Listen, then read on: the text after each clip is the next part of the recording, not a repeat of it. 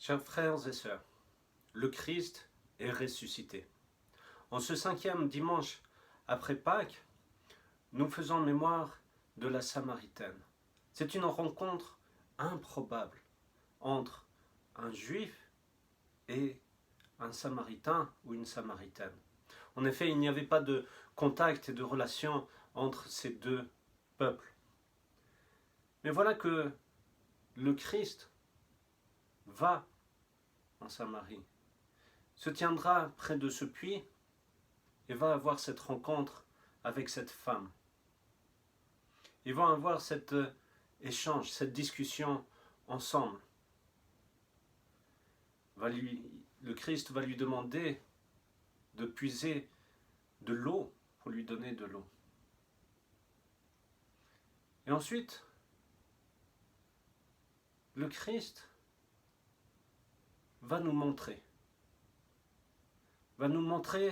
vers quoi nous devons tendre pour rassasier notre soif. En effet, à l'intérieur de nous-mêmes, nous avons tous une certaine soif.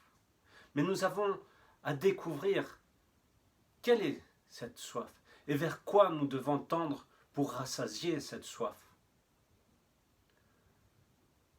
Souvent, nous sommes aveuglés par nos passions. Et alors, nous recherchons autre chose pour rassasier cette soif. Souvent, c'est la soif de pouvoir, la soif de richesse. Mais tout cela, finalement, ne rassasie pas notre âme. Ce qui rassasie réellement, vraiment et pleinement notre âme, c'est le Christ lui-même. Et cette eau nous fait rappeler, d'une part, notre baptême. Et souvent, c'était à Pâques que nous célébrions les baptêmes des catéchumènes. Et en même temps, cela nous rappelle le Saint-Esprit. Nous sommes justement dans cette période où nous attendons cette fête de la Pentecôte, qui est la descente du Saint-Esprit. Alors, nous avons à regarder notre vie spirituelle. Nous avons accepté, à travers notre propre baptême, de mener une vie en Christ. Mais cela ne suffit pas. Nous avons à justement mener notre vie spirituelle pour être en union avec le Christ. Et justement, durant ce passage de l'Évangile, il y a toute cette discussion. Où est-ce que nous avons à vénérer Dieu, à glorifier Dieu, à prier Dieu? Est-ce sur cette montagne ou est-ce à Jérusalem?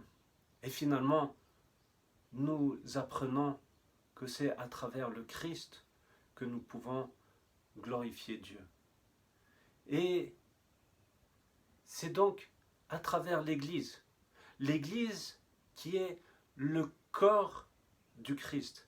C'est là que nous pouvons être en lien la plus parfaite avec Dieu.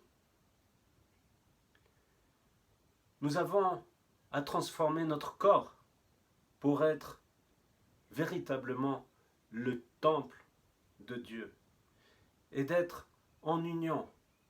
Mais cette union ne peut se faire que à travers l'Église, à travers les sacrements, à travers cette union parfaite avec Dieu qui est la communion. Alors, chers frères et sœurs, n'ayons pas un temple fermé, mais un temple ouvert pour accueillir Dieu dans notre temple. Chers frères et sœurs, continuons ce cheminement, certes, sans les célébrations, mais en étant des temples vivants, par la prière